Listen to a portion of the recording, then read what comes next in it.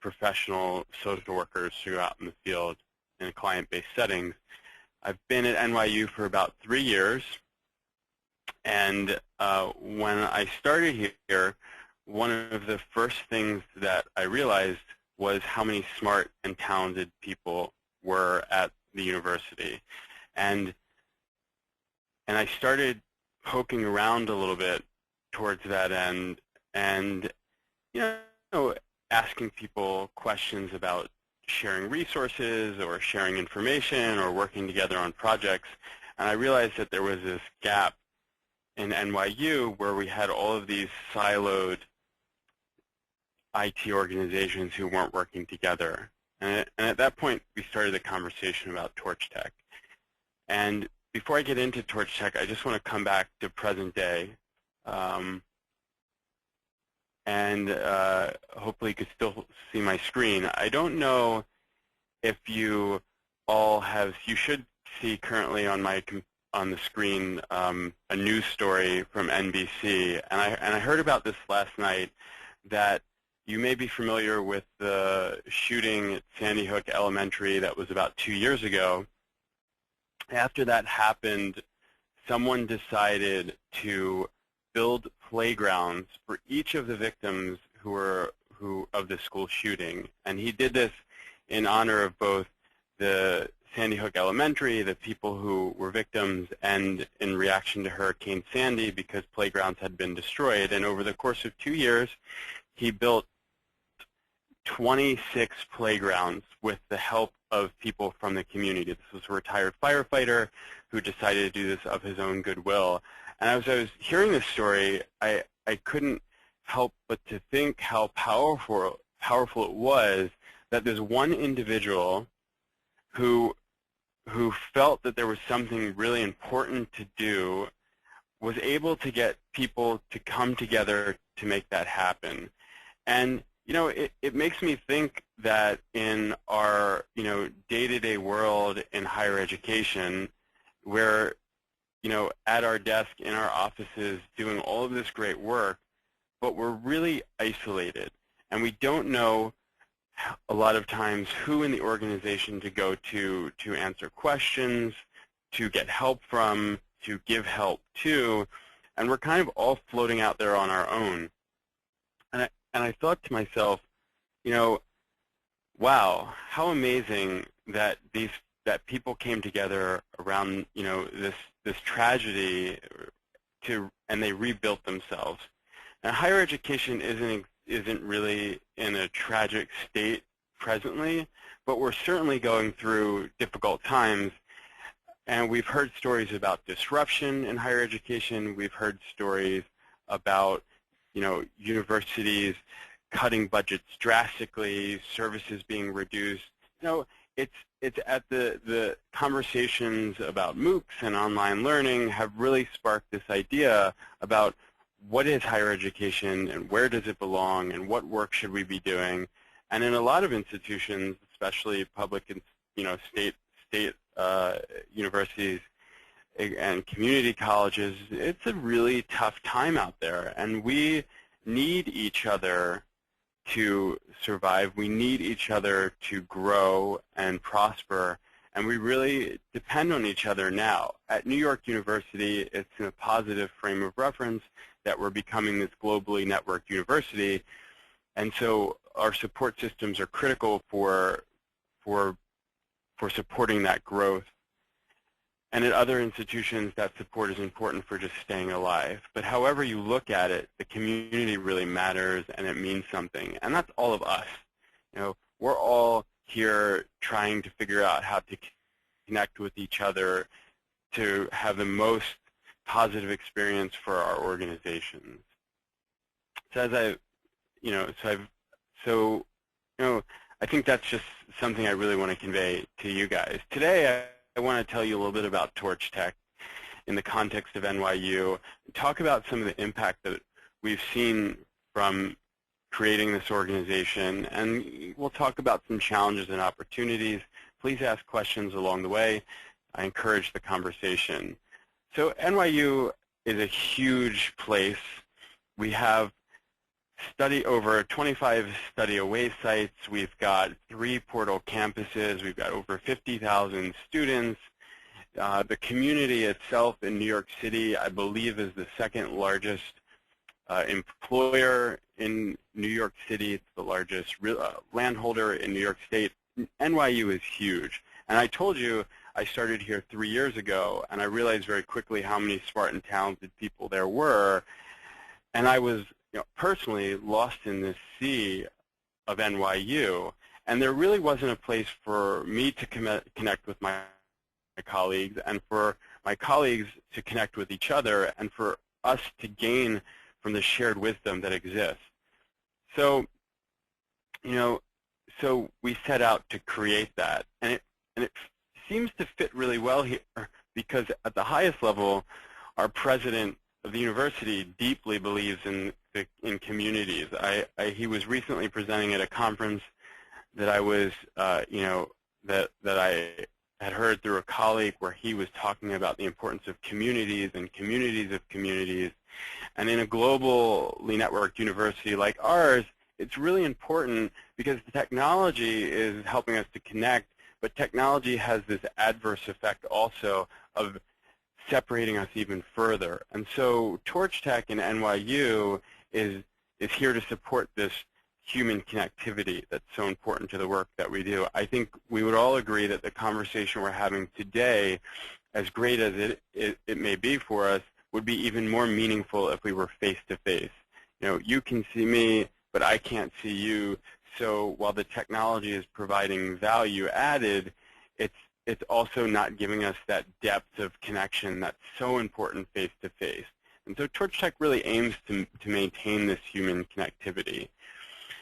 And, just like I told you about the story of this guy who built playgrounds, it took a community of people to make that happen. TorchTech is not just one individual.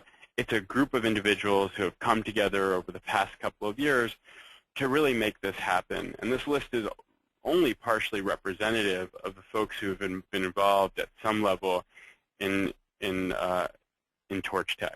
But it really does take a village for TorchTech to exist. Oops. So TorchTech, okay. So, at the risk of repeating myself, I'd mention, one of the things that when I started working here is that I went around to try to find people to connect with, to share resources with, to collaborate with, to learn from. And, I realized that that didn't exist. So we started asking the leadership of the various IT organizations some difficult questions about the necessity of a community like this. We went out and looked at other universities and schools who have similar communities. We brought that research back and we said, if NYU did something like this, what would it look like, and what would the activities of this community be? And that started a really great conversation, which led to TorchTech and TorchTech's first event in 2013. We decided fairly quickly that we would ground ourselves in 3 key pillars. Collaboration, right, working together to improve everybody's experience with IT at NYU, sharing information across the global IT workforce, and building relationships with people, right? Keeping people connected, as much as possible on a consistent basis to help folks maintain relationships for really being productive and making this a great place to work. We're structured in I think, a really nice way where TorchTech is, TorchTech, the community, is overseen by a steering committee. The steering committee reflects the community in that it's people from across different schools and administrative units at NYU. Some of those folks, I think, are on this call today listening in. The steering committee is sponsored by the CIO Council. The CIO Council is is a group of school IT leads that meet on a monthly basis with central IT leads, where we problem solve and discuss strategic priorities. And the CIO Council has influence into IT at NYU. IT at NYU is really what we call our infrastructure here, and that's, again, IT level, IT leadership at the highest level. And so what's really nice about this is that there's this informal and formal network of communication going on. So what we hear in the Torch Tech community at large, we can feed back to these different channels, and if where they align with our priorities or where there needs to be alignment, we can influence that. In the flipped way, things that are happening that are important for the community to know about, we can communicate and push that information out as well. So it's a really nicely integrated into the IT organizations and governance structures at NYU. We hold several events per year, and we've got this archetype where we try to have 3 key annual events, 1 each semester, and in between those events, we have networking opportunities. Our first event that we held, which was the kickoff for our community in January of 2013, was our Unmeaning. And our Unmeaning is really unique because it's an event where the attendees create the agenda for the meeting, and we provide a structured and facilitated way for them to carry forward those discussions. Our first Unmeeting, we had 26 topic discussions ranging from cloud computing to enterprise systems to classroom technology and distance learning. And what we really found the gem from these experiences are that the community is coming out and saying, hey, this is what I'm interested in talking about. This is what's important to us. Let's discuss it. And in that room, we've got people from all over, the university. We've got IT leaders, we've got individual contributors, and everyone in between talking about these things. We have a set of notes that are produced from the breakout sessions, and those notes go on our website for anyone to see and review at any time. And for the first event for this community, what it did is it provided us with a list of topics and areas of interest that we could then proceed in hosting other events. And it just was a really great experience, and it was so positive that we just decided to keep moving forward and plan other events. We held the Share Fair, which is a poster session for projects at NYU. Our first Share Fair had 30 plus projects. We'll be doing the Share Fair again this year in December, where we'll be attempting to award folks for a Best in Show or project innovation type award. We have 2 networking events, as I mentioned, in between these, which are informal conversations around a specific topic that we encourage our members, our community members, to lead. And so last year we had someone who's an expert in UX lead a UX networking breakfast with participation from Abu Dhabi. This year we're having someone who's a social media expert lead a networking event around social media. And then in the summer we try to have a purely social event where people can just get together and hang out and be informal with each other.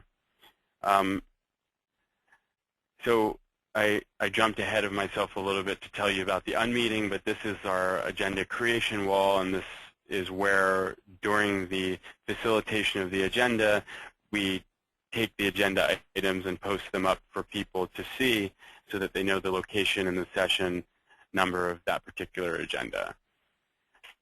We like I said with the Unmeeting, it was a really remarkable experience, and we just realized that people wanted to come out together and share with each other.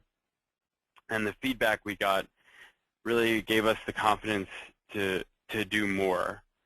The Share Fair, this is an example of the Share Fair poster presentation. This was for the NYU events calendar. And we had about 30 of these for that particular event. And we're really excited to repeat this year and see some updates from projects that were presented, perhaps see some new projects, and to encourage the community to vote on those projects that they think are really innovative and will add great value to NYU. So we're now adding a layer of a reward system in a sense, and we're acknowledging people for their hard work in a more noticeable way. You know, one of the neat things about the Share Fair was I had a project manager who was new at NYU. First week on the job, came to the Share Fair and pulled me aside and said, "Thank you for doing this. This is my first week at NYU, and it's great just to see the projects that are happening across the university, and I'm really great to meet the folks behind them." And so that gave this individual a frame of reference for some of the work that she might engage in during her tenure at NYU. At the Unmeaning, I had two people who came up to me who were both interested in working on a Drupal project, and I was able to connect each of them with a resident expert in Drupal and help them solve a problem. You know, the networking breakfast, as I mentioned, we have 2 of these per year. The gentleman who's scratching his beard, he at one point sent an email out to our Google group. We have a Google group with about 1,000 people in it, and he asked if anyone was interested in getting together to talk about IT management. He had, I would say, about 100 responses to that email, and as a result, he formed our first IT managers community of practice, and we sponsored for him the first IT managers networking breakfast. And so he had 50 people who came out for breakfast to talk about issues related to IT management. And when I say IT management, I mean human management, not systems management. And so that was really exciting. You know, and again, it was just an opportunity for people to share a common nomenclature and to sort of, you know, continue to break down these walls that really exist and open up communication and a dialogue, just to sort of make things a little clearer for everyone. You know, one of the hopes that we had when we started Torch Tech was that we would see a broad range of participation within the organization, and I could tell you that we've achieved that. As demonstrated by this slide, we've been able to reach across NYU and get a really fair representation from the different institutes, schools, technology service organizations at NYU. And one of the things that was really pleasing about this, you know, IT services, or ITS, is the largest IT organization at NYU. They have over 300 people who are employed there, and one of our fears was that they would be the dominating force in our events and activities, and what we found is that it actually was more of the schools and institutes and university services. In fact, you know, 61%, I'm sorry, about 60%. And so we really saw across the organization that we were getting good representation. And then we saw, as we looked at our data, that we're crossing organizational hierarchies too. So most of the folks who are coming out to our events are individual contributors. You know, i.e. they're not managers or directors or what we call senior leaders.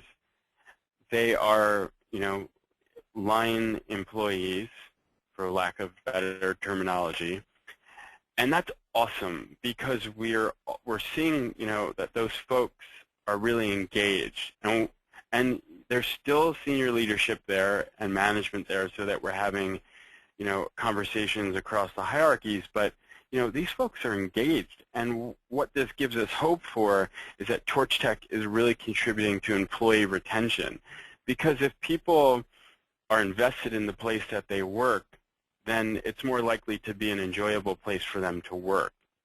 And so we're really thinking about how to, you know, reinforce that sentiment as we move forward. We also really liked learning that a lot of our attendees are continuously coming back, and anyone who's ever worked in a business setting or owned a business, knows how great it is when people come back a second or a third time for, to purchase or interact with your service. And so here we're seeing that people are coming back, and we think that this trend will continue, and we're eager to see if that's the case. As I mentioned with the Unmeaning, we really were able to see what people were interested in talking about, and we coined these aspirational interests because they're not necessarily skills that people are saying I have. They're things that people are saying I want to learn more about or connect with. We're trying to delineate the skills versus interest notion as we progress in our organization and as we mature. But what we found is people were telling us what people were telling us they were interested in turns out are the things that are priorities to the university. Educational technology is a significant initiative at NYU where they've really ramped up the staffing and resources available to the schools for that. A lot of schools are hiring educational technologists at this moment. Mobile applications is significant. Online education is a huge discourse at this university. IT leadership is something that our central IT organization really promotes and provides training for. And cloud computing is a space that we're heading into full steam ahead with Amazon Web Services recently, and now potential transition to a box.net. It's really a nice sense of alignment, and so that was really surprising to see, but very good to know, because the things we're doing are matching with the things that are important to NYU. And so, how has all of this kind of manifested itself? Torch Tech has become part of the nomenclature of the various IT organizations, even though we've gotten deep into the hierarchies and to the schools and departments. We feel that we can go deeper to get those people who are sitting in an office somewhere who support 2 or 3 research computers but really have a love for technology and want to be part of this. But we're seeing that our reach is extended, and so we're bringing people together from disparate parts of NYU to share a conversation. We're seeing that people are organizing themselves to problem solve without necessarily asking for permission from the senior leadership. And I know that sounds scary, but that's kind of always been our hope. And we're seeing that Torch Tech is really becoming part of other leadership programs that are provided here. We have an emerging leaders program. We have which is a local leadership program for individual contributors at NYU who are really excelling. We have a national leadership program with other universities, and we're seeing that Torch Tech is a dialogue. And so I mention that to mean that people are participating in these programs, they're thinking about ways to improve the university, to improve their organizations, and Torch Tech is becoming a vehicle for them to come back and perpetuate these conversations. And so it's really, really fantastic. I believe that if we can just open up a dialogue and come to some common understanding on many of the issues we share or things we hope to accomplish, it will be a benefit for everyone, individually, organizationally, and university-wide. Of course, it's not all roses. Torch Tech is certainly not without its challenges. I think one of the most significant challenges we face is how do you perpetuate something like this? That is a volunteer organization. It's led by people who are giving their time and energy towards something that they really believe in. It is it is important to everyone. It's important to some people, but still not important to everyone. And how do you how do you, how do you sort of address that? How do you kind of show appreciation for everything that everyone's doing? How do you build the volunteer army that you need so that this can continue in a sustainable way? And how do you, continue to keep this in the forefront of, of the people that matter so that you can get the support that you need? As the organization grows and shifts, how do we shift and how do we change to meet those different needs, right? But it really presents a unique opportunity, which is to really, help NYU continue to get its global presence. The opportunity is there for us to build stronger relationships with each other, to be prepared in this particular case for major transitions like the presidential transition to, in 2016.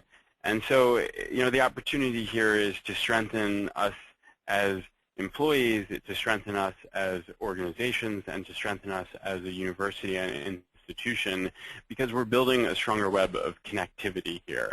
And so those are really the opportunities that are in front of us. I think for me, one of the most remarkable comments I've heard was by Matthew. Matthew's been at NYU for 20-some years. We were planning the Share Fair, and in the planning meeting, I introduced myself to Matt, and I said, Matt, why are you here? Why are you contributing to Torch Tech?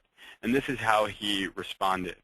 And that was really heartwarming, because it really demonstrated how important this is to people and how much it means to have something like this. And the other way that I can illustrate this is, if you've looked at our website, that website was developed by someone at the law school. I think at the time he developed it, we had gotten approval from his CIO to, have his availability. He didn't know anything about WordPress. He didn't know anything about the programming languages behind it, but he developed our site for us. He built this amazing event plugin, and shortly thereafter, I learned that he was promoted at the law school to a web development type position. I can't correlate that his involvement in Torch Tech was necessarily the result of a new position, but I certainly believe that his ability to learn new skills and to try those new skills out in what is really a safe space, right? Which is Torch Tech, helped to develop him to a point where he was ready for another challenge and another opportunity. The video that you've seen on our website and the social media that we have is managed by someone who really, really loves that kind of stuff and who wanted to build her skill set in that. And so she manages our Twitter account. She produced that video for us, and used those tools as an opportunity for her to shift her career from training and development to the social media communications person at our Stern School of Business.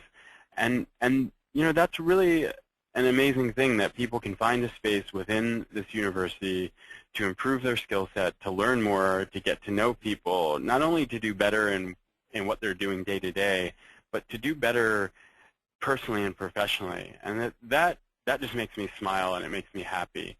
And so, so that in a nutshell, and I'm looking at my clock, in about 30 minutes, is Torch Tech.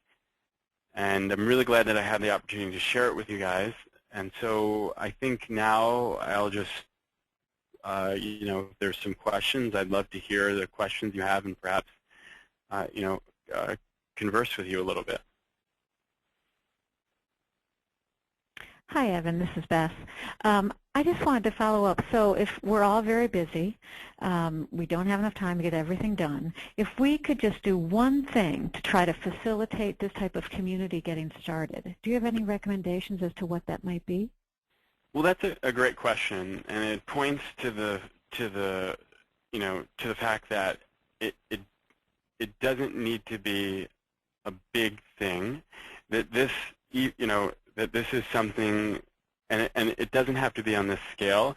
It can be something small that starts with one person. And so if there's one thing that you could do today to attempt to sort of bring people together, I think I would say is to spend more time, in your office, in the lunchroom, if you don't have a lunchroom, on the campus, in the campus cafeteria, wherever you people congregate, spend time just talking with those people and asking them the simple questions of, what are some of your challenges? Where do you think you could, where do you think more resources could be helpful? What types of resources would be helpful? What kind of things are you interested in learning about and knowing about? All this started from a series of questions over almost a year, I would say, and it was just to find an understanding of what the shared needs were. And I firmly believe that starts with the individual conversation. And so go out to the person who's sitting nearby, or to the team lead or the manager of the department. Go get a cup of coffee with them, or join a conversation in progress, and just ask those type of questions, and just get to know what the needs are, and get to know how you think you can help, or how you think you can get a group of people together around that need or question or issue or concern to address it. At other universities, we've seen instances of people simply starting a collaborative group where they invite a certain set of people. They have one problem they're trying to solve during that meeting, and that's what they discuss. And so, that to me is a really easy way to get started. Thank you. For anybody who's listening, do you have questions or ideas, even that you would want to share about how you've been doing outreach to your campus community?